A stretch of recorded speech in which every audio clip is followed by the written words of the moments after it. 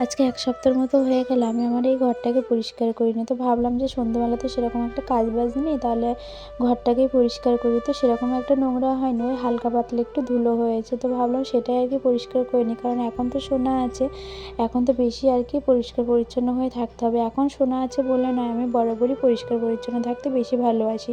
আর খাটের সামনেটা যে পরিষ্কার করলাম জানো তো, ওখানে যত রাজ্যের প্যাকেট এটা ওটা সমস্ত কিছু পাবে। কারণ আমার ঘরে তো একটা বড় বাচ্চা আছে। সেই বাচ্চাকে আমি যতই বলি যে ওখানে কিছু ফেলবে না, ফেলবে না।